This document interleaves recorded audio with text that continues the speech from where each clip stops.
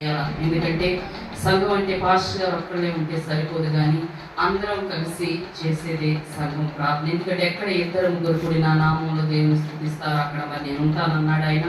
కనుక ఇక్కడ మనం వచ్చాం, మన తండ్రి ఉన్నాడు కనుక మరి వాక్యాన్ని ధ్యానం చేసుకుందాం. మరి వాక్యం వింటున్న చిన్న ప్రార్థన. స్తోత్రమునైనా పరిశుద్ధుడా, ప్రేమగల తండ్రి మీకు వందనాలు యేసయ్యా. కృపగల దేవా, చాలుగల తండ్రి మీకు వందనాలు. ఈ రాత్రికాల సమయంలో ప్రభా యావనైట్ ప్రేయర్లో అయ్యా మరి ఇప్పటి వరకు పాటల ద్వారా ఆరాధన ద్వారా మహిమ పొందిన దేవా మీకు వందనాలు. వాక్యాన్ని ధ్యానించబోతుండగా మా మానవ స్వరాన్ని మరుగుపరచండి.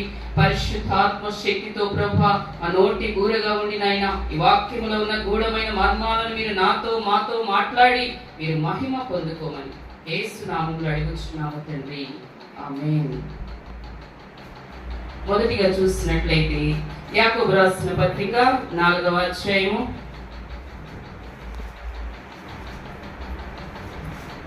8 నుంచి 10 వచనాలు చదువుకుందాం. యాకోబు రాసిన పత్రిక 4వ అధ్యాయము 8 నుంచి 10 వచనాల వరకు చదువుకుందాం.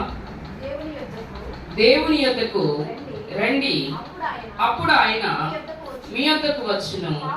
పాపులారా, మీ చేతులను శుభ్రము చేసుకొనుడి. విమనస్కులారా, మీ హృదయములను పరిశుద్ధపరచుకొనుడి. వ్యాకులపడుడి, దుఃఖపడుడి, ఏడుడి. మీ నవ్వు దుఃఖమునకును మీ ఆనందము చింతకును మార్చుకొనుడి. ప్రభు దృష్టికి మిమ్మును మీరు తగ్గించుకొనుడి, అప్పుడు ఆయన మిమ్మును హెచ్చించును. ఇక్కడ దేవుని వాక్యం సెలవిస్తా ఉంది ఏమనంటే, దేవుని యొద్దకు రండి, అప్పుడు ఆయన మీ యొద్దకు వచ్చును. మొదటిగా మనం ఎక్కడికి రావాలా? దేవుని సన్నిధికి రావాలా. చాలా మంది అనుకుంటా ఉంటారు, చర్చికి వెళ్తేనే దేవుడా, మనం ఎక్కడైనా దేవుడు లేడు, అంతటా ఉన్నానంటున్నాడు కదా ఆయన, కనుక మరి ఇంట్లో ఉండి ప్రార్థన చేస్తే ఆయన వినడాన్ని రకరకాలుగా వితండవాదాలు చేస్తూ ఉంటారు. వింటాడు, కానీ కొన్ని ప్రత్యేకించబడిన దేవుడు ఏర్పాటు చేసిన స్థలము దేవుని సన్నిధి ఇక్కడ జరుగుతూ ఉంటున్నప్పుడు నిజంగా ఈ రాత్రి కాలం అయితే దేవుడు మనందరికి ఎంతో ధన్యత ఇచ్చాడు. మరి ఈ దినాన్ని ఈ రీతిగా ఈ రాత్రి కాలం దేవుని ఆరాధించడం ఎంతో శ్రేష్టము కనుక మరి ఈ ధన్యత మనందరికి ఇచ్చిన మరి యేసయ్యకు మరొకసారి కృతజ్ఞతాస్తుతులు చెల్లిస్తా ఉన్నాను. అయితే మరి దేవుని యొద్దకు రండి, అప్పుడు ఆయన మీ యొద్దకు వచ్చును.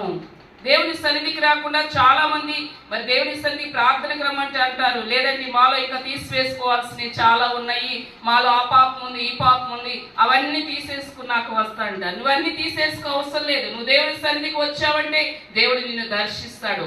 ఎప్పుడైతే దేవుని సన్నిధిలో నువ్వు కాలు మోపుతావో అప్పుడు ఆయన అంటున్నాడు, నువ్వు దేవుని సన్నిధికి రా, నువ్వు ఒక్క అడుగు దేవుని మందిరంలోకి వేస్తే ఆయన 4 అడుగులు నీ యొద్దకు వస్తానంటున్నాడు. మొదటిగా మనము దేవుని మందిరానికి రావాలని దేవుని వాక్యం సెలవిస్తా ఉంది. అదే విధంగా పాపులారా, మీ చేతులను శుభ్రము చేసుకునిడి. మనందరం ఎవరండి? పాపులమే. ఎందుకంటే ఈ దినము వరకు కూడా మరి ఏదో ఒకటి మాట ద్వారా, చూపుల ద్వారా, క్రియల ద్వారా ఏదో ఒక పాపం చేస్తానే ఉంటాం. కనుక ఏ దినము కాదిన మనం ఏం చేయాలా? కడుగుకోవాలా. మనం శారీరకంగా ఏం చేస్తామో మరి ఉదయం అంతా కూడా మన పరిపాట్లు సాయంత్రానికి శుభ్రంగా మంచి సోప్ పెట్టుకొని స్నానం చేస్తూ ఉంటాం, కడుక్కుంటాం మన శరీరాన్ని. ఈ పైన ఈ శరీరాన్ని కడుక్కుంటాం, కానీ మన ఆత్మను మరి మనం శుద్ధి చేసుకోవాలి. కనుక ఇక్కడ అంటున్నాడు, పాపులారా మీ చేతులను శుభ్రం చేసుకోండి. ఎందుకంటే ఈ చేతులతో అనేకమైన పాపాలు చేస్తూ ఉంటాం కనుక ఆ చేతులు శుభ్రం చేసుకోవాలా. ఆనాడు కూడా పిలాతు మరి దేవుణ్ణి మరి అప్పగించినప్పుడు ఆయనకు తెలుసు ఆయన పరిశుద్ధుడని. యేసు ప్రభువుని సిలువ వేసేటప్పుడు ఆయన ఏం చేశాడు? ఆయన తప్పు చేశారనుకున్న వెంటనే ఏం చేశాడు? చేతులు కడుక్కున్నాడు. కనుక ఇక్కడ ఏమంటున్నాడంటే, మరి పాపులారా మీ చేతులను శుభ్రం చేసుకుని, ద్విమనస్కులారా మీ హృదయములను పరిశుద్ధపరచుకుని. ఈ రోజుల్లో చూస్తే ద్విమనస్కత్వం, 2 తలంపులు కలిగి జీవిస్తా ఉన్నారు. ఎందుకంటే దేవుని సన్నిధికి వచ్చినప్పుడు ఒక రీతిగా, ఆ మందిరం ఒక అడుగు బయటికి దాటగానే క్రియలు వేరుగా ఉంటాయి, తలంపులు వేరుగా ఉంటాయి. ద్విమనస్కత్వం, 2 తలంపులు. ఎందుకంటే దేవుడు హృదయాంతరంగా మెరిగిన దేవుడు. మనుషులుగా మనకు తెలియకపోవచ్చు. మన పై రూపాన్ని చూసి అబ్బాయేమో చాలా మంచి భక్తి పర్రాలు, ఈయన చాలా మరి భక్తివంతుడు అని చెప్పేసి మనం నిర్ణయించడానికి వీల్లేదు. ఎందుకంటే పై రూపాన్ని చూసి మనం మోసపోవద్దు. ఎందుకంటే దేవుడు హృదయాంతరంగా మెరిగిన దేవుడు కనుక ద్విమనస్కులారా మరి మీ హృదయములను పరిశుద్ధపరచుకోమన్నాడు. ఆ 2 తలంపులు తీసివేసుకో. ఎందుకంటే ఉంటే చల్లగానైనా ఉండు, లేకపోతే వెచ్చగానైనా ఉండు. నువ్వు వెచ్చని స్థితిలో ఉంటే నిన్ను ఉమ్మి వేస్తానంటున్నాడు ఆయన. చాలా మంది మరి దేవుని సన్నిధికి వస్తారు, మళ్ళీ ఈ లోకానుసారమైన ఆచారాలు పాటిస్తూ ఉంటారు. మనం ప్రార్థన చేసుకుంటున్నాం, దేవుని సన్నిధికి వెళ్తున్నాం, అవన్నీ పాటించకూడదు కదా అంటే మా పితరుల నుంచి ఎప్పటి నుంచో వస్తున్నాయండి, అదే ఇది అంటారు. ఇంక ఉపయోగం ఏముంది? దేవుడు అందుకే అంటున్నాడు, ఇది నాన్న విమానస్కులారా మరి మీ హృదయములను పరిశుద్ధపరచుకునుడి, వ్యాకులపడుడి, దుఃఖపడుడి, ఏడువుడి, మీ నవ్వు దుఃఖమునకును మీ ఆనందము చింతకును మార్చుకునుడి. వ్యాకులపడమన్నాడు. వ్యాకులపడి ఏడుపు కంటే ఇంకా ఘోరమైనది. వ్యాకులపడ్డ కుమిలిపోతావు. ఆనాడు హిజ్కియా కూడా మరి నువ్వు మరణం అవుతావని చెప్పినప్పుడు వ్యాకులపడి మొహము గోడ తట్టు తిప్పుకొని కుమిలిపోయాడయ్యా. మరి నేను ఏ రీతిగా జీవించానో నీకు తెలుసు కదా, నన్ను ఒక్కసారి జ్ఞాపకం చేసుకో నా క్రియలని చెప్పి వ్యాకుల పడినప్పుడు ఆ కన్నిటి ప్రార్థన దేవుని సన్నిధికి చేరి దేవుడు వెంటనే మళ్ళా ప్రత్యుత్తరం ఇచ్చి ఆయన ఆయుష్ని ఇంకో 15 సంవత్సరాలు పొడిగించినట్లుగా మనం చూస్తా ఉన్నాం. కనుక ఇక్కడ అంటున్నాడు, మనం ఇప్పటికీ పాపులుగా జీవిస్తున్నామేమో, మనం మరి విమనస్కత్వం కలిగి జీవిస్తా ఉన్నామేమో. దేవుడి దినాన్ని అంటున్నాడు, ఇక చాలు నువ్వు జీవించిన పాపపు జీవితం, ఇక నీ చేతులు కడుక్కో, నీ హృదయాన్ని శుద్ధిపరచుకో, నువ్వు వ్యాకులపడు, ఏడువు నువ్వు చేసిన పాపాలను బట్టి. ఏడుస్తున్నామా ఈ దినాన? ఏమి ఏడవట్లేదు. ఎవరికి వాళ్ళు ఏమనుకుంటాం? నేను పరిశుద్ధురాలని, నేను పరిశుద్ధుడిని అనుకుంటున్నాం. కానీ మన పాపాల నిమిత్తం మనం వ్యాకుల పడాలంట దేవుని సన్నిధిలో. మరి రాత్రి కాలంలో వ్యాకుల పడి మనం కన్నీరు కాచి దుఃఖించి, ప్రభా నిజంగా నీకు విరోధంగా నేను ఏ పాపం చేసి నిన్ను దుఃఖ పెట్టాను, నేను ఒకవేళ మరలా నేను శిల వేస్తున్నానేమో నా పాపాలదని చెప్పేసి మనం ఏం చేయాలంట? వ్యాకుల పడి, దుఃఖపడి, ఏడువుడి, మీ నవ్వు దుఃఖమునకును మీ ఆనందము చింతకును మార్చుకొనుడి. ప్రభు దృష్టికి మిమ్మల్ని మీరు తగ్గించుకొని, అప్పుడు ఆయన మిమ్మల్ని హెచ్చించును. దేవుని దృష్టిలో మనం తగ్గించుకోవాలి. ఎందుకంటే మన ద్వారా ఏమి జరగదు. ఏది చేసినా దేవుడు చేయాల్సిందే. కనుక ఇది నా వల్ల జరిగింది, నేను ఈ గొప్ప కార్యం చేస్తే, నా పని చేసింది నేనే అని మనం అతిశయపడకూడదు. ఎందుకంటే అతిశయించువాడు ప్రభునందే అతిశయించాలా. దేవుని సన్నిధిలో మనం తగ్గించుకోవాలి. ఎందుకంటే మనం తగ్గించుకొని, అయ్యా నా వలన అయితే ఏమీ లేదయ్యా, సమస్తం ఆయనకే మహిమ కలగాల, అది చేసింది దేవుడే. ఒకవేళ నీ జీవితంలో దేవుడు ఏదైనా కార్యం చేశాడు అనుకో, అది నిజంగా అలా జరగవలసి ఉంది కనుక జరిగింది అని నువ్వు అతిశయపడద్దు. కానీ ఆ ప్రభువే చేశాడు. నిజంగా ఆ ప్రభు కృపను బట్టి నయ్యా నాదైతే నేనైతే ఎందుకు పనికిరాని దానను, ఎందుకు పనికిరాని వాడను నేను అని చెప్పి మనం ఎప్పుడైతే మనం తగ్గించుకుంటామో ఆయన మనల్ని ఏం చేస్తాడంట? హెచ్చిస్తానని దేవుని వాక్యం సెలవిస్తా ఉంది. అదే విధంగా చూసినట్లయితే రెండవదిగా, మొదటిగా మనం ఏం చేయాలా? దేవుని యొద్దకు రావాలి. రెండవదిగా బాప్తిస్మం పొందాలి. మత్తయి సువార్త 28వ అధ్యాయము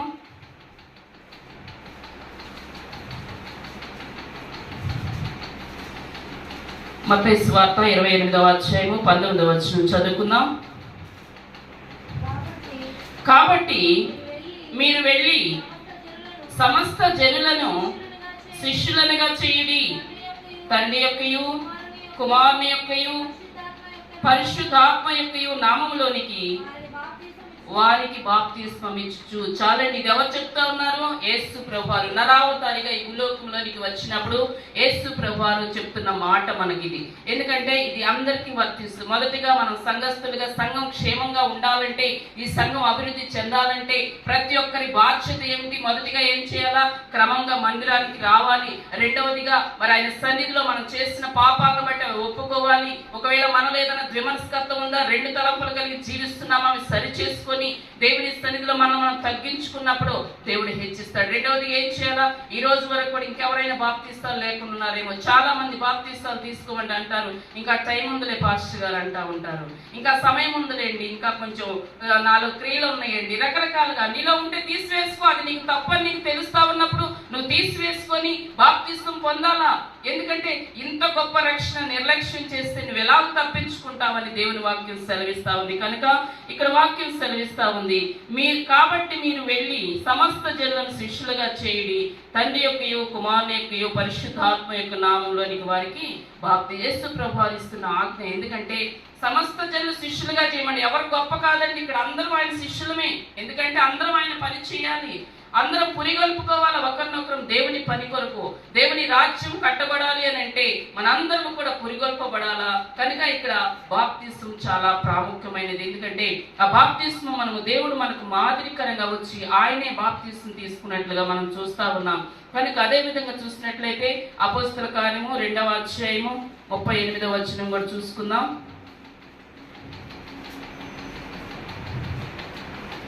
అపోస్తల కార్యము 2వ అధ్యాయము 38వ వచనము.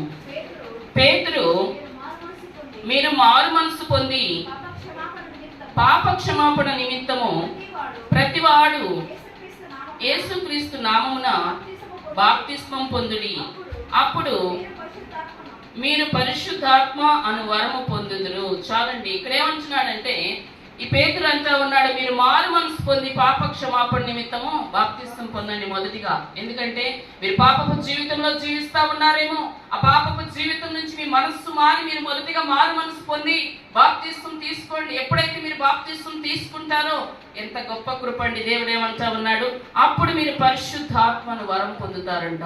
నిజంగా చాలా గొప్ప కృప. చాలా మంది ఈ రోజుల్లో ఆత్మను అనుభవించలేని స్థితిలో ఉన్నారు. కొందరైతే మనం ఎవరిని విమర్శించడం కాదు కానీ పరిశుద్ధాత్మని హేళన చేస్తూ, మరి ఆనాటి కాలంలో ఉంది కానీ ఇప్పుడు లేదని రకరకాలుగా సొంత బోధలతో మరి దేవుని నామానికి హేళన చేస్తా ఉన్నారు. ఎందుకంటే దేవుడు అంటున్నాడు, నిన్న నేడు నిరంతరం నేను ఏకరీతిగా ఉన్నవాడు నేను ఆయన చెప్తా ఉంటే, మరి చాలా మంది పరిశుద్ధాత్మ ద్వారా భాషలు మాట్లాడుతూ ఉన్నప్పుడు అప్పుడు ఉన్నాయండి, ఇప్పుడు ఆగిపోయినాయి. ఎవరు నువ్వు చెప్పడానికి? ప్రకటన గ్రంథంలో ఉంటుంది.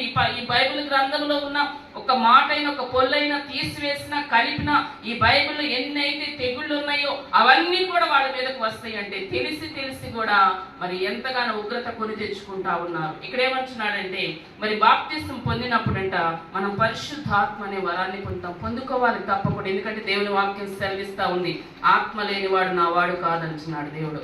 కనుక మనం పరిశుద్ధాత్మ అనే వరము కొరకు ప్రార్థన చేసుకోవాలి. మరి బాప్తిస్మం లేని వారు ఎవరైనా ఉన్నట్లయితే బాప్తిస్మం పొందాలా. ఒకవేళ మన సంఘంలో మనం బాప్తిస్మం పొంది ఇంకెవరైనా లేరనుకుని వారిని పురిగొల్పండి, నడిపించండి. నిజంగా మరి అది ఒక టికెట్ లాంటిది బాప్తిస్మం అంటే. ఎందుకంటే మరి మనం బస్సు ఎక్కినప్పుడు మన దగ్గర చాలా డబ్బులు ఉంటాయి, కానీ ఒకవేళ మనం టికెట్ కొనుక్కోలేదనుకో, ఎవరైనా టీటీ వచ్చినప్పుడు నా దగ్గర డబ్బులు ఉన్నాయి, ఆ డబ్బులు ఇస్తాను ఆయనకు అనుకుంటావేమో. ఒప్పుకోడండి. ఎందుకంటే నీ దగ్గర ఎంత డబ్బులు ఉన్నా కూడా ఆయన మరి టికెట్ కలెక్టర్ వచ్చినప్పుడు, అయ్యా మరి నేను టికెట్ తీసుకోలేదు నీకు డబ్బులు ఇస్తానంటే లేదని ఫైన్ వేసి దించేస్తాడు. అలాగే బాప్తిస్మం కూడా నాకు విశ్వాసం ఉంది, నేను ప్రార్థన చేస్తున్నాను, నేను ఆదివారం ప్రార్థనకి వెళ్తున్నాను, మరి నేను అనేక విధాలుగా పరిచయం చేస్తున్నాను, ఎన్ని ఉన్నాయి నాకు, ఇంకా బాప్తిస్మం లేకపోతే ఏంటి అనుకుంటున్నావేమో. అన్నీ ఉన్న బాప్తిస్మం లేకపోతే విడవబడే వారిగా ఉంటాం. కనుక రెండవదిగా బాప్తిస్మం పొందాలని దేవుని వాక్యం సెలవిస్తా ఉంది. మూడవదిగా చూసినట్లయితే 1 తిమోతిలకు రాసిన పత్రిక 2వ అధ్యాయము 1 తిమోతిలకు రాసిన పత్రిక 2వ అధ్యాయము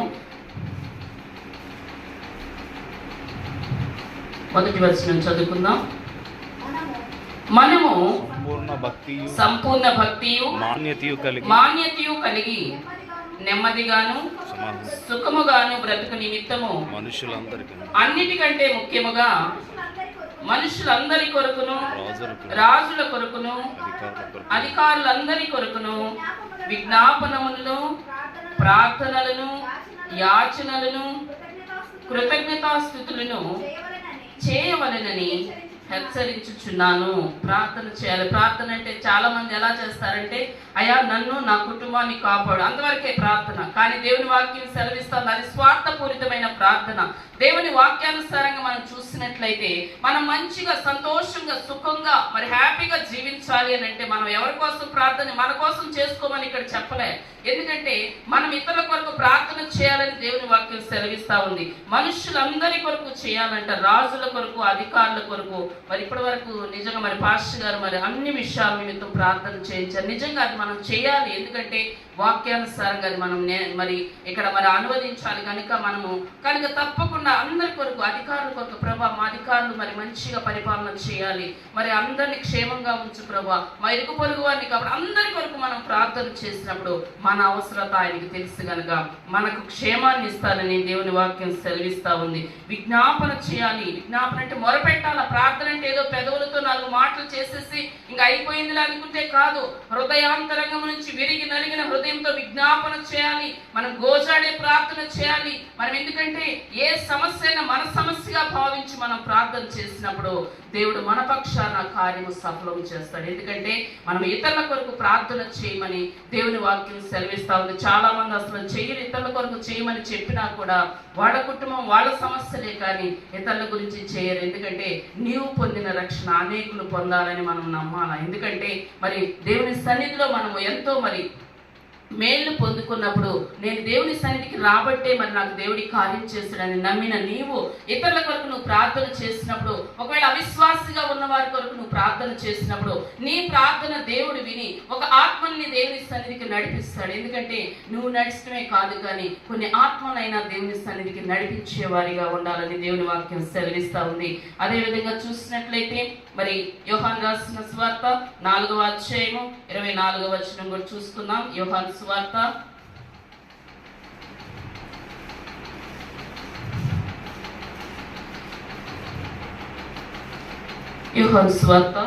4వ అధ్యాయము 24వ వచనం చదువుకుందాం.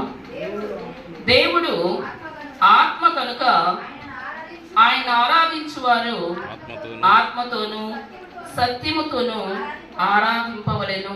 ఏం చేయాలంటే ఇక్కడ ఆరాధించాలి ఆయన్ని. ఆయన ఎలా ఉన్నాడు? ఆయన శరీర రూపంలో మన మధ్య లేడు. ఆయన ఆత్మస్వరూపిగా ఉన్నాడు కనుక మనం కూడా ఏం చేయాలా? ఆత్మతో సత్యముతో ఆయన ఆరాధించాలా. మనం ఆరాధన చేస్తా ఉన్నప్పుడు మన మనసు ఎటువైపు ఉండకుండా మనం కళ్ళు మూసుకొని దేవుణ్ణి ఆరాధన చేస్తా ఉన్నప్పుడు ఆయన్ని జ్ఞాపకం చేసుకుంటూ మన ఆత్మ ఆయన ఆత్మ ఏకీభవించలాగిన ఆత్మతో సత్యముతో మనం ఆరాధించాలంట. చాలా మంది ఆరాధన చేయమంటే కళ్ళు తెరిచి చూస్తూ ఉంటారు, చప్పట్లు కొట్టరు, ఆరాధించరు. ఎందుకంటే ఇది శారీరకంగా చేస్తూ ఉంటారు. ఆత్మతో సత్యముతో చేయమన్నప్పుడు మనం ఆత్మ లీనమైపోవాలి ఆయన ఆత్మతో. ఎప్పుడైతే నువ్వు ఆ రీతిగా లీనమైపోయి నీ దృష్టి ఎటువైపు ఉండకుండా దేవుని సన్నిధికి నీవు వచ్చినప్పుడు ఆత్మతో సత్యముతో నువ్వు ఆయన ఆరాధిస్తా ఉన్నప్పుడు ఆయన బలమైన అభిషేకం నీ మధ్యకు దిగి వస్తుంది కనుక నువ్వు బలమైన అభిషేకం పొందుకుంటావు. నువ్వు ఎప్పుడైతే ఆరాధన ఆత్మతో సత్యముతో చేస్తా ఉంటావో ఆయన నిన్ను ఆకర్షించడానికి సిద్ధంగా ఉన్నాడు. ఆయన నిన్ను ఆత్మతో నింపడానికి సిద్ధంగా ఉన్నాడు. ఒకవేళ నువ్వు దేవుని ఆత్మను పొందుకోలేకపోతున్నావా, నువ్వు ఆసక్తి కలిగి ప్రార్థన చేయట్లేదేమో, నువ్వు ఆసక్తి కలిగి దేవుని ఆరాధించట్లేదేమో, జాగ్రత్త. ఈ దినాన దేవుడు హెచ్చరిక చేస్తా ఉన్నాడు. ఆయన మనం ఆత్మతో సత్యముతో ఆరాధించే వారిగా ఉండాలని దేవుని వాక్యం సెలవిస్తా ఉంది.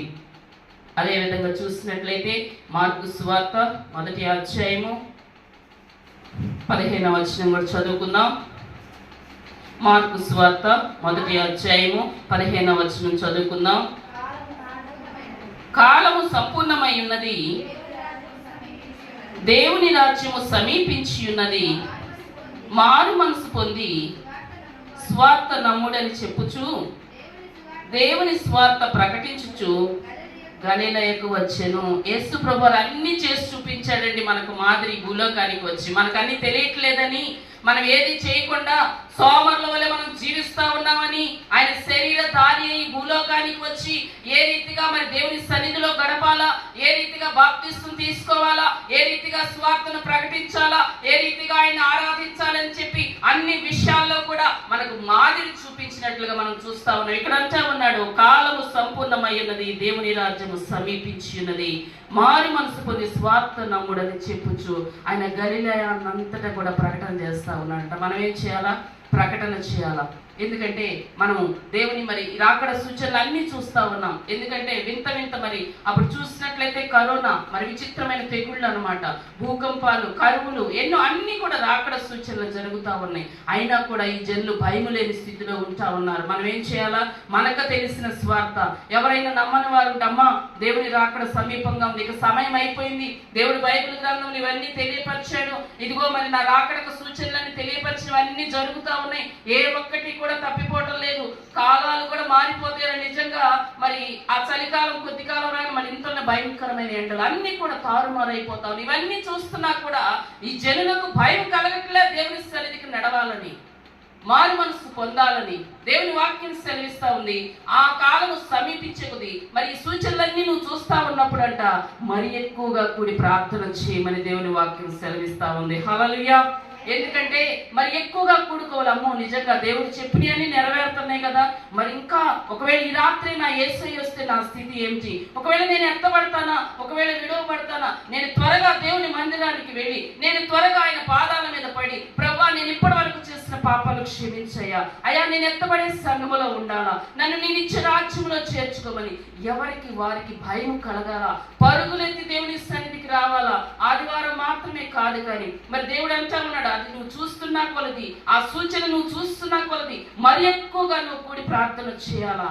ఎందుకంటే ఆ రీతిగా ప్రార్థన చేసినప్పుడు మళ్ళీ మనం సిద్ధపాటు కలిగి జీవించాలా. అదేంటంటే స్వార్థను ప్రకటించమంటున్నాడు. ఇప్పుడు నువ్వు ఒకవేళ ఏదైనా పనులకు వెళ్ళే వాళ్ళే ఉన్నారనుకోండి, అక్కడికి వెళ్ళినప్పుడు వ్యర్థమైన మాటలన్నీ మాట్లాడతారు, కానీ పక్కనున్న వాళ్ళతో చెప్పండి ఏమనంటే, అమ్మా మీరు మారు మనసు పొందారా, దేవుని రాకడ సమీపంగా ఉంది, ఈ సూచనలన్నీ జరుగుతూ ఉన్నాయి, నిజంగా యేసయ్య త్వరగా రాబోతా ఉన్నాడు. ఒకవేళ ఇప్పుడు నువ్వు నమ్మి బాప్తిస్మం పొందితేనే రక్షించబడతావు, లేదంటే అయ్యో ఆ శిక్ష ఎంతో భయంకరమైనది, విడవబడితే ఆ శిక్ష ఎంతో ఘోరమైనది, ఈ శరీరంతో ఉన్నప్పుడే మనము అన్ని కూడా మరి మారు మనసు పొంది దేవుని ఒప్పుకొని మరి పశ్చాత్తాపడి దేవునిలో జీవించినప్పుడు మనం దేవుని రాజ్యానికి వెళ్తాము. అంతేకాని ఇంకా సమయం ఉంది అనుకుంటూ అంతే నిర్లక్ష్యం చేస్తే ఆయన రానే వస్తాడు. ఎందుకంటే ఆయన మాట ఇచ్చి తప్పే దేవుడు కాదు. అయితే ఆయన ఎందుకు ఆలస్యం, ఈ జనులు అనుకుంటున్నారు, ఓ మేము పుట్టినప్పటి నుంచి చూస్తున్నాము యేసయ్య వస్తున్నాడు, యేసయ్య రాకడ వస్తుందని. ఎక్కడండి, మా తాతలు అందరూ నశించి అన్ని చూస్తున్నాను, ఇంకెక్కడ వచ్చినప్పుడు చూద్దామని నిర్లక్ష్యంగా ఉంటున్నారు. దేవుడు అంటున్నాడు,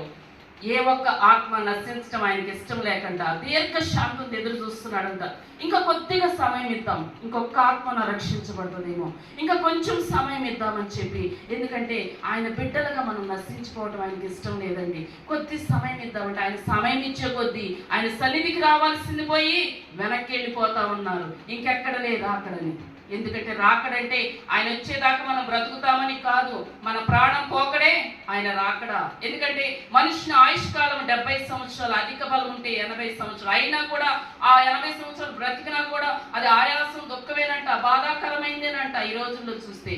అయితే మనం ఆ 70-80 సంవత్సరాల కోసమే ఇంత విర్రవీగుతూ ఈ భూలోకంలో జీవిస్తూ అది నాది ఇది నాది అని విర్రవీగుతూ ఉంటాం. కానీ శాశ్వతమైన జీవితం అక్కడ ఉన్నది, శాశ్వతమైన నిత్యరాజ్యం అనేది ఉన్నది. కనుక మనం ఆ నిత్యరాజ్యం కొరకు ప్రయాసపడాలా. కనుక ఏం చేయాలా, మనము ప్రకటన చేయాలా. సమయం అయిపోయిందండి, ఇక కాలం పరిపూర్ణమైపోయింది. మారు మనసు పొందండి, త్వరపడండి, సిద్ధపడండి. ఎందుకంటే త్వరగా ఆయన రాబోతా ఉన్నాడని. ఎందుకంటే ఆయన అనేక మార్లు తెలియపరుస్తూ ఉన్నాడు, ఇదిగో నేను త్వరగా వస్తూ ఉన్నాడు. నిజంగా మీరు నమ్ముతారో లేదో, అనేక మార్లు ప్రార్థనలో ఉన్నప్పుడు పరిశుద్ధాత్మ దేవుడు బయలుపరుస్తూ ఉన్నాడు, ఇదిగో నేను త్వరగా వస్తున్నాను, నేను దుఃఖపడతా ఉన్నాడు. ఎందుకంటే ఆయన ఎంతగా ప్రకటన చేస్తున్నారు, అనేక మంది సేవకుల ద్వారా విరివిగా వాక్యం అందించబడతా ఉంది. వింటా కూడా మరి భయం లేని స్థితిలో నిర్లక్ష్య వైఖరితో జీవిస్తూ ఉన్నప్పుడు ఆయన దుఃఖపడతా ఉన్నాడు. మీకోసమే కదా నా ప్రాణాలు అర్పించింది, మీకోసమే కదా నా శరీరాన్ని అలగొట్టుకుంది, అయినా కూడా మీరు మారట్లేదని చెప్పి ఆయన ఎంతగానో వేదన పడతా ఉన్నాడు. కనుక మరి మారు మనసు పొంది మరి స్వార్థను మరి దేవుని సన్నిధికి నడవాలని మరి మనం స్వార్థను ప్రకటించాలా. నీకు తెలిసిన మాటలు ఇతరులకు చెప్పు.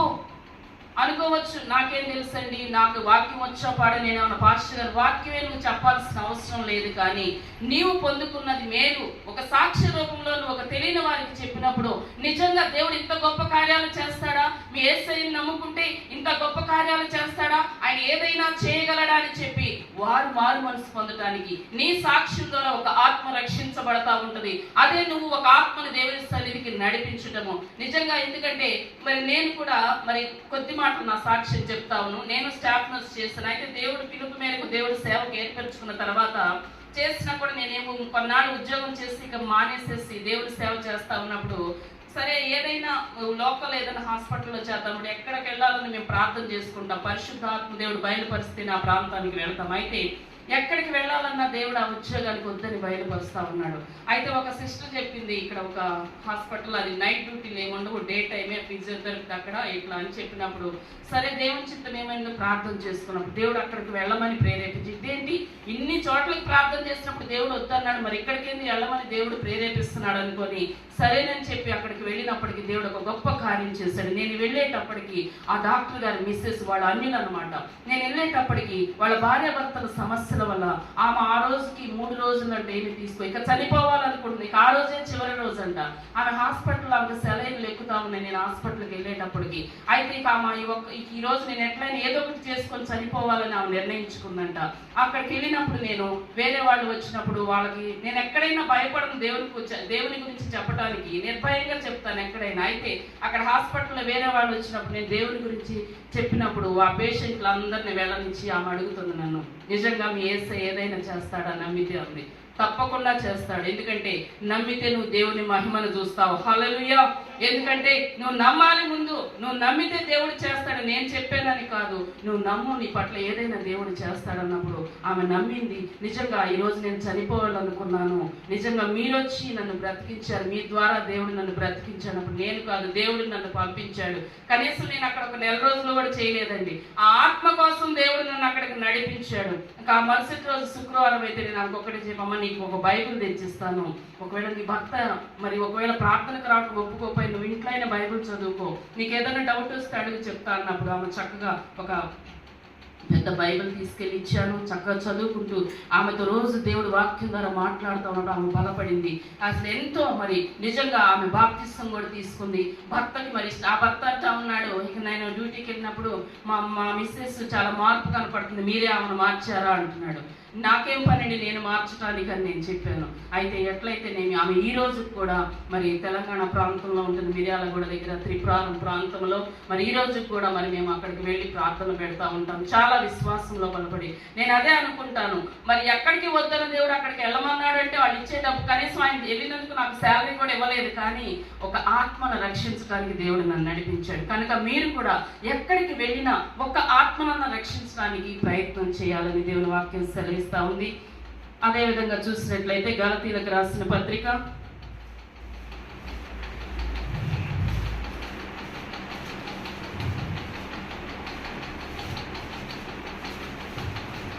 గలతీలకు రాసిన పత్రిక 5వ అధ్యాయము 25-26 వచనాలు కూడా చదువుకుందాం. మనము ఆత్మను అనుసరించి జీవించువారమైతిమా, ఆత్మను అనుసరించి క్రమముగా నడుచుకుందాము, ఒకరినొకరము వివాదమునకు రేపకయు, ఒకరి యొందొకరము అసూయ పడకయు, వృధాగా అతిశయపడకయు ఉందము. సంఘబిడ్డలుగా మనం ఏం చేయాలంట, ఇక్కడ వాక్యం సెలవిస్తా ఉంది. మనం దేవుని ఆత్మను అనుసరించి మనం జీవిస్తున్న వారం అయితే మనలో ఒక క్రమం ఉండాలా. లోకస్తుల్లాగా మనం జీవించకూడదు. దేవుని ఆత్మ అల్లరికి కర్త కాదండి, ఒక క్రమము మనకు దేవుడు నేర్పిస్తూ ఉంటాడు. అయితే మనం ఆత్మను అనుసరించి జీవించు వారం అయితేమా క్రమముగా నడుచుకుందాం. అది మాత్రమే కాక ఇక్కడ అంటున్నాడు, ఒకరినొకరు వివాదమునకు రేపకు. చాలా సంఘాల్లో చూస్తే మరి వివాదాలు ఎలా అంటే, అదిగో వాళ్ళే ఎక్కువ పాటలు పాడుతున్నారు, పాస్టర్ గారు వాళ్ళకే ఎక్కువ ప్రాధాన్యత ఇస్తున్నారు, మమ్మల్ని తక్కువగా చూస్తున్నారు, వాళ్ళని ఎక్కువగా చూస్తున్నారు. వ్యర్థమైన మాటలతో వివాదాలు రేపుకుంటూ, ఎందుకంటే మరి ఐక్యత కలిగి జీవించాలని దేవుని వాక్యం సెలవిస్తా ఉంటే, నువ్వు దేవుని ప్రేమ కలిగి జీవించాలని దేవుని వాక్యం సెలవిస్తా ఉంటే, దేవుని సన్నిధికి వచ్చి నువ్వేం నేర్చుకుంటా ఉన్నావు? ఇక్కడ అంటున్నాడు, ఒకరినొకరు వివాదానికి రేపకయు, ఒకరి యొందొకరము అసూయ పడకయు, వృధాగా అతిశయపడకయు ఉందము. అతిశయపడకూడదు, అసూయ పడకూడదు, ప్రేమ కలిగి జీవించాలా. పాడు, నువ్వు కూడా దేవుడు నీకు ఇచ్చిన తలాంతును బట్టి పాట పాడు. కొందరికి కొన్ని తలాంతులు ఇస్తాడు, కొందరు ప్రార్థన చేసే తలాంతు, కొందరు పాటలు పాడేది, కొందరు పరిచయం చేసేది. ఎవరి పని వారిదే. ఎందుకంటే మనందరము కూడా ఈ సంఘానికి మరి క్రీస్తు శిరస్సు అయి ఉన్నాడు కనుక మనందరము కూడా క్రీస్తు యొక్క అవయవాలమై ఉన్నాము. ప్రతి ఒక్కరితో ఒక బాధ్యతే. నాకేం పని లేదులే, పాస్టర్ గారు చూసుకుంటాడు, లేకపోతే నాకేం పని లేదులే, ఆ విశ్వాసాన్ని ఎక్కువగా ప్రేమిస్తున్నాడు, ఆయనే చేస్తాడని నువ్వు వివాదాలు రేపుతూ, అసూయ పడుతూ, అతిశయపడుతూ జీవించావంటే దేవుడు నిన్ను ఒప్పుకోడు. జాగ్రత్త. ఈ దినాన దేవుడు మనకి హెచ్చరికలు చేస్తా ఉన్నాడు. మరి ప్రేమ కలిగి మనం జీవించాలంట. ఒక క్రమశిక్షణ కలిగి దేవుని సన్నిధిలో ఉండాలా, క్రమము నేర్చుకోవాలా. దేవుని సన్నిధి మరి ప్రార్థన మరి 10 గంటలకు ఆదివారం అంటే మరి 9:30 మనం ఇక్కడ వచ్చి ఉండాలా, క్రమం నేర్చుకోవాలి. చాలా మంది ఏం చేస్తున్నారంటే ఈ రోజుల్లో 10ంటికి ప్రార్థన అంటే 11, 11:30. మరి మీ సంఘంలో ఎట్లా వస్తారో మాకు తెలియదు, కానీ మా సంఘంలో ఎన్నిసార్లు చెప్పినా కూడా చివరికి ఆమెననే టయానికి కూడా వస్తారు. భయం లేదు దేవుడు అంటే. ట్రైన్ 5 గంటల కంటే 4:30, 4ంటికి వెళ్ళి కూర్చుంటారు సీట్లు దొరకవని. మరి దేవుడు మరి ఇగో నేను రాబోతున్నాను, నువ్వు సిద్ధపడు, దేవుని సన్నిధిలో ప్రార్థన చేయి. ఎందుకంటే దేవుని మందిరానికి ఒక సమయం మనం ఏర్పాటు చేసుకున్నప్పుడు ఆయన ముందుగానే ఇక్కడ ఆసీనుడై ఉంటాడు. 10 కంటే ఆయన ముందే ఇక్కడ ఉంటాడు. ఎందుకంటే నా బిడ్డ వస్తుంది, నేను నా బిడ్డకు దాచి ఉంచిన ఆశీర్వాదాలు నా బిడ్డకు నేను ఇవ్వాలని ఆయన పట్టుకొని సిద్ధంగా ఉంటే, నీవేమో నిర్లక్ష్య వైఖరితో వెళ్దాంలే, పాటలు అయిపోయాక వెళ్దాం, ఆరాధన అయిపోయాక వెళ్దాం, వాక్యానికి వెళ్దాము, ఇట్లా నువ్వు వాయిదాలు వేసుకుంటూ దేవుని సన్నిధిలో నిర్లక్ష్యంగా ఉంటున్నాడేమో. జాగ్రత్త, ఆశీర్వాదాలు కోల్పోతావు. క్రమం ఉండాలా దేవుని మందిరానికి రావటానికి. కొందరైతే ఒక వారం వస్తే ఇంకొక వారం రారండి. అన్ని పనులకు సమయం ఉంటుంది కానీ దేవుని సన్నిధికి రావడానికి సమయం ఉండట్లే. నిర్లక్ష్యం, వ్యర్థమైన వాటికి సమయం ఇస్తున్నారు కానీ దేవునికి సమయం ఇవ్వట్లా. చాలా మంది సాకులు చెప్తా ఉంటారు, మాకు బంధువులు వచ్చేయండి, మా ప్రార్థనకు రాలేదంటే. బంధువులు వచ్చారండి, బంధువులు వస్తే ప్రార్థనకు రావద్దు అంటున్నారా? ఆ బంధువులు నిన్ను పరలోక రాజ్యానికి తీసుకుపోతారా? నువ్వు దేవుని సన్నిధికి రావాలి. నాకు పనులు అవ్వలేదండి. కొంతమంది చెప్తారు, నాకు కొంచెం మనసు బాధగా ఉండి నేను రాలేకపోయాను. నీ మనసు బాధగా ఉంటే నువ్వు ఇంట్లో కూర్చుంటే నీ బాధ తీరుతుందా? నువ్వు దేవుని సన్నిధికి వచ్చి కన్నీరు గార్చు. తీర్చగలిగింది దేవుడే. ప్రభువా, నా దుఃఖాన్ని నువ్వు సంతోషంగా మార్చునైనా. నువ్వు ఎప్పుడైతే నీ దుఃఖాన్ని సంతోషంగా మార్చమని దేవుని సన్నిధిలో అడుగుతావో, ఎంతటి బాధ అయినా, ఎంతటి వేదనైనా సరే ఆయన తీసివేస్తాడు. అందుకే పరిశుద్ధ ఆత్మదేవుడు మాతో ప్రేరేపించి రాయించిన పాట, నీ దుఃఖము సంతోషముగా మారును యేసుని చూడు, నీ వేదనంతా ఆనందముగా మారును చూడు. నీ దుఃఖము సంతోషముగా మారును యేసుని చూడు, నీ వేదనంతా ఆనందముగా మారును చూడు. యేసుని చూడు, మన క్రీస్తుని చూడు, యేసుని చూడు, మన క్రీస్తుని చూడు. నీ దుఃఖము సంతోషముగా మారును యేసుని చూడు, నీ వేదనంతా ఆనందముగా మారును చూడు. హల్లెలూయా. ఏమంటున్నా, నీ దుఃఖం సంతోషంగా మారుతుంది. దేవుని వైపు చూడు. నువ్వు మనుషుల వైపు చూడొద్దు, ఈ శ్రమల వైపు చూడొద్దు. ఎందుకంటే ఈ లోకం వైపు, శ్రమల వైపు నువ్వు చూసావా, నువ్వు మునిగిపోతావు, కుమిలిపోతావు, మరి కృంగిపోతావు. దేవుని వైపు నువ్వు చూస్తే దేవుడు నిన్ను లేవనెత్తే దేవుడు. కనుక మనము దేవుని సన్నిధిలో క్రమముగా దేవుని మందిరానికి రావాలి. అదేవిధంగా చూసిన ఎడల గలతీయులకు రాసిన పత్రిక 6వ అధ్యాయం 1వ వచనం కూడా చదువుకుందాం. సహోదరులారా, ఒకడు ఏ తప్పిదములోనైనను చిక్కుకొనిన ఎడల ఆత్మ సంబంధులైన మీలో ప్రతివాడు తానును శోధింపబడుతునేమో అని తన విషయమై చూచుకొనుచు సాత్వికమైన మనసుతో అట్టివానిని మంచి దారికి తీసుకొని రావలెను. చాలండి. ఇక్కడ వాక్యం ఏమని సెలవిస్తా ఉందంటే, ఒకవేళ మనం ఒక ఆత్మీయ కుటుంబంగా జీవిస్తా ఉన్నాం మన సంఘం, అయితే దేవుని సన్నిధికి వస్తా ఎంతో దేవుని ఎదుగుతా పరిచయం చేస్తే ఎంతో విశ్వాసంగా పరిశుద్ధంగా జీవిస్తా ఉన్నప్పుడు దుష్టుడు ఊరుకుంటాడండి. ఏదో ఒక విధంగా వాడు పడద్రోయాలని చూస్తాడు. అయితే కొందరు కొన్ని ఆశల్లో పడి తప్పిపోతా ఉంటారు దేవుని మార్గం నుంచి. శరీరాశ కావచ్చు, నేత్రాశ కావచ్చు, జీవకుటుంబం కావచ్చు, ధనాపేక్ష కావచ్చు, ఇవన్నీ కూడా సాతాను వల్ల కలిగినవి. ఈ ఆశలు కలుగ చేసినప్పుడు దేవునిలో నిలబడలేక తప్పిపోతా ఉంటారు కొంతమంది. ఇక్కడ వాక్యం సెలవిస్తా ఉంది, ఒకడు ఏ తప్పిదములోనైనను చిక్కుకొనేనెడల ఆత్మ సంబంధులైన మీలో ప్రతివాడు తానును శోధింపబడుదునేమో అని తన విషయమై చూచుకొనుచు. మనం ఏం చేయాలా? అయ్యో మరిగాడు అలా తప్పిపోయాడు కదా, ఒకవేళ ఆశకు లోనైపోయాడు, నిజంగా నేను చాలా జాగ్రత్తగా ఉండాలా. ఒకవేళ నాకు ఏదైనా ఆశ ఉందేమో అంతరంగికంగా, ఇదే మరి సాతాను నాకేదైనా ధనాపేక్ష చూపించి నన్ను కూడా పక్కకు లాగుతాడు. లేదు, నేను స్థిరంగా ఉండాలా, నేను ప్రార్థనలో ఉండాలని మరలా మనం సరి చేసుకొచ్చు. మరలా ఏం చేయమంటున్నాడు? సాత్వికమైన మనసుతో అట్టి వాడిని మంచి దారికి తీసుకురాలి. పోతే పోయాడు, వాడేగా పోయింది అనుకోవద్దు. వాడిని నడిపించాల మంచి మనసుతో. అయ్యో నువ్వు మంచిగా దేవుని కృపను పొందుకున్నావు కదా, దేవుని ఆత్మను పొందుకున్నావు కదా, దేవుని సన్నిధిలో బాప్తిస్మం తీసుకున్నావు కదా, మరలా ఎందుకు వెనుదిరిగిపోయావు? దేవుని రాజ్యాన్ని కోల్పోతావు. చక్కగా నువ్వు దేవునిలో ఉన్నప్పుడు దేవుడు ఎంతో నిన్ను ఆశీర్వదించాడు. నువ్వు ఎప్పుడైతే పక్క మార్గానికి వెళ్ళావో నువ్వెన్నో శ్రమలు అనుభవిస్తా ఉన్నావు. నీకు అది మంచిది కాదని సహోదరుడా సహోదరి అని చెప్పి మనం ఏం చేయాలంట?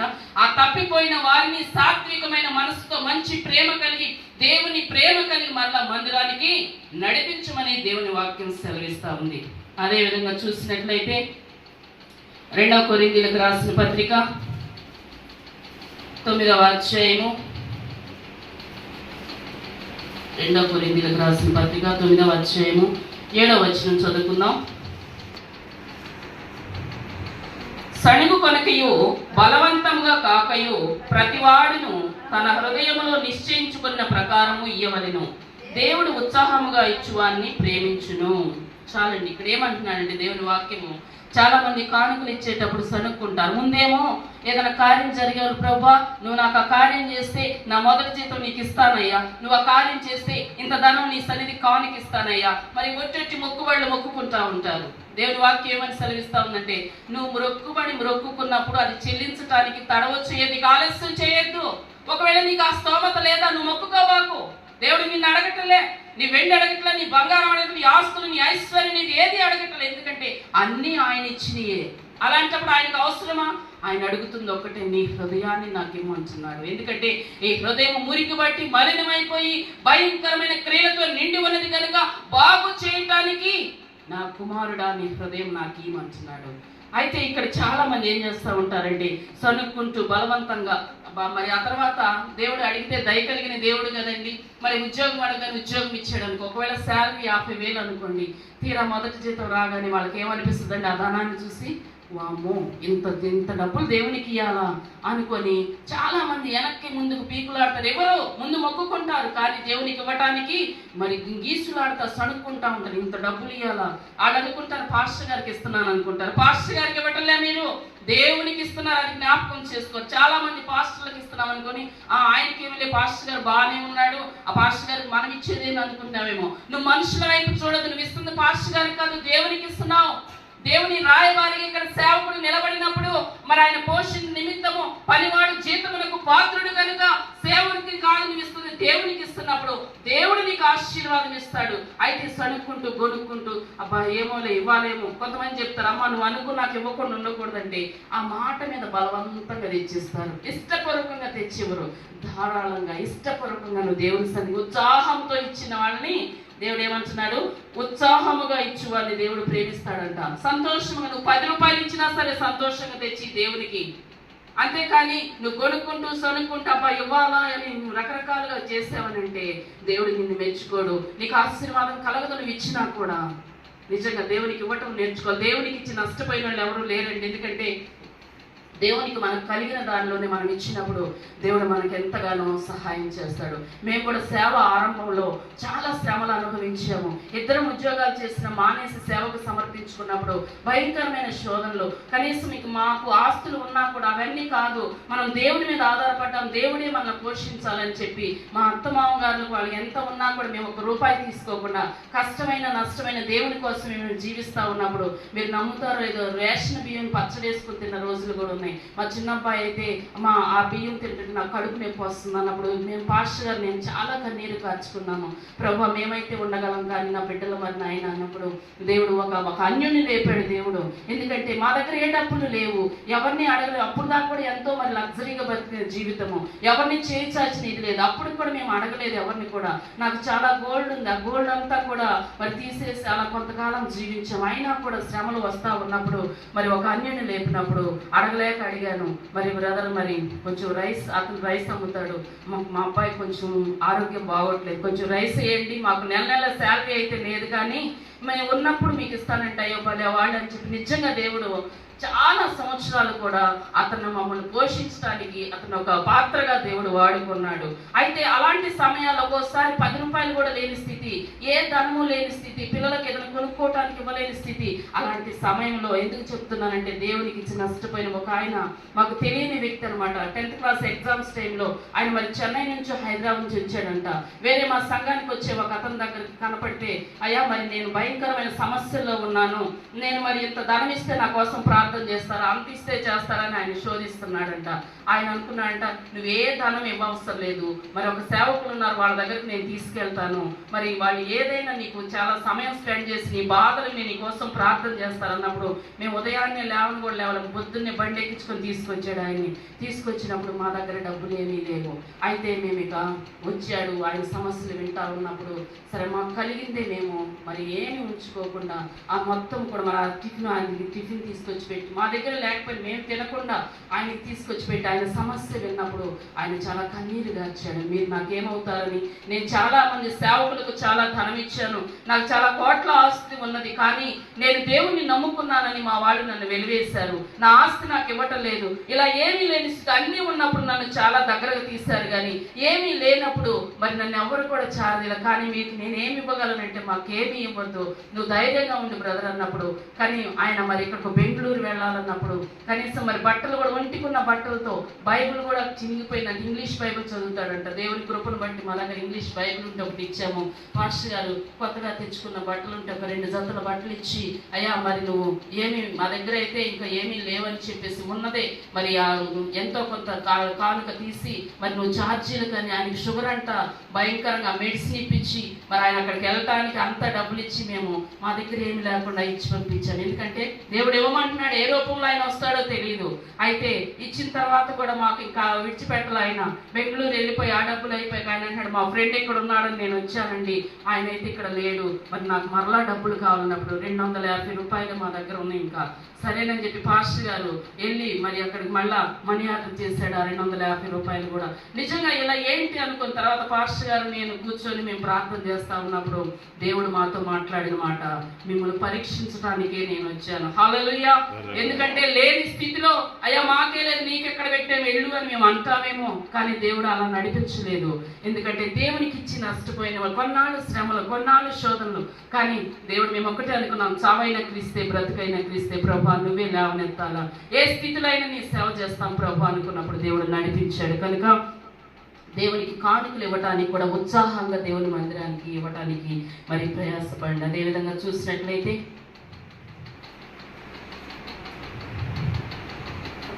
అపోస్తల కార్యము 2వ అధ్యాయము 42వ వచనం చూసుకుందాం.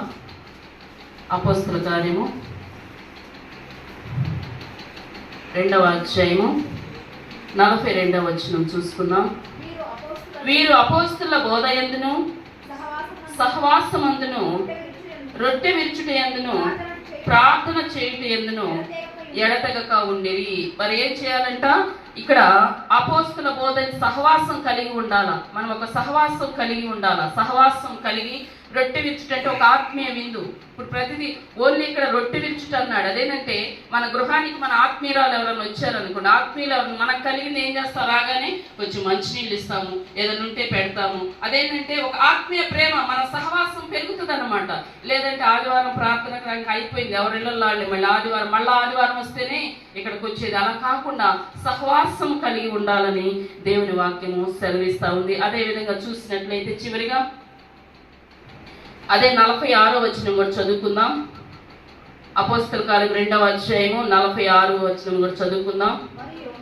మరియు వారేక మనస్కులై ప్రతిదినము దేవాలయములో తప్పక కూడుకొనుచు ఇంటింటా రొట్టె విరుచుచు దేవుని స్తుతించుచు ప్రజలందరి వలన దయ పొందిన వారై ఆనందముతోను నిష్కపటమైన హృదయముతోను ఆహారం పుచ్చుకొనుచుండిరి. మరియు ప్రభు రక్షణ పొందుచున్న వారిని అనుదినము వారితో చేర్చుచుండిరి. చాలండి. ఇక్కడ ఏంటంటే మెయిన్ ఈ సహవాసం చేస్తా ఆత్మీయ ప్రేమ కలిగి ఉంటే ఏం చేస్తున్నారంట, రక్షణ దినదినము కూడా దేవుని మందిరానికి ఆత్మను నడిపిస్తారు. మీరు కూడా మీరు నడిపించాలి. మీరు ఒక్కళ్ళు వస్తే కాదు, కానీ మీ ఇరుగు పొరుగు వారు ఎవరికైనా చెప్పి, ఎందుకంటే ఒక ఆత్మనైనా మీరు నడిపించాలి దేవుని సన్నిధికి. ఎందుకంటే ఆయన పరలోకం అక్కడికి వెళ్ళినప్పుడు తీర్పు దినాన్ని అడుగుతాడు, నువ్వు భూలోకంలో ఎన్ని ఆస్తులు సంపాదించావు అనడు, ఎంతమంది పిల్లలు కన్నావు అని అన్నాడు. ఆయన ఏమంటాడు, ఎన్ని ఆత్మను రక్షించావు అంటాడు. కనుక నా ప్రభు కోసం నేను ఏం చేశానని చెప్పి మనం ప్రశ్న వేసుకోవాలి. ఏం చేశానయ్యా నీ కోసం ఈ బ్రతుకునిచ్చావని, ఏం మోసానయ్యా నీ కోసం నీవు నన్ను చూచావని, ఏం చేశానయ్యా నీ కోసం ఈ బ్రతుకునిచ్చావని, ఏం మోసానయ్యా నీ కోసం నీవు నన్ను చూచావని,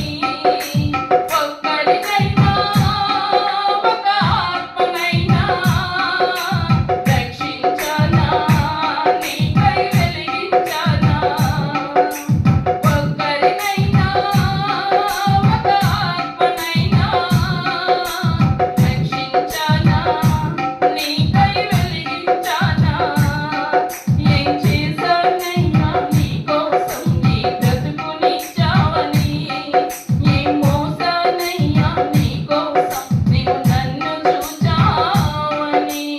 హల్లెలూయా. కనుక నా ప్రభు కోసం నేనేం చేశానని మనం ప్రశ్న వేసుకోవాలా. దేవుడు మరి రాత్రికాల సమయంలో మనతో మాట్లాడిన రీతిగా సంఘం క్షేమంగా ఉండాలంటే ఇప్పుడు చెప్పిన అంశాలన్నీ కూడా మన అందరి బాధ్యతగా ఒక్కరిదే కాదు, మనందరం కూడా విన్న వాక్యాన్ని విడిచిపెట్టగా మన హృదయంలో భద్రపరుచుకొని వాక్యానుసారంగా జీవిస్తూ దేవుని రాజ్యంలో ఎత్తబడే వారిగా ఉండాలని దేవుని కొద్ది మాటలు మన హృదయంలో భద్రపరచునుగాక. ఆమేన్.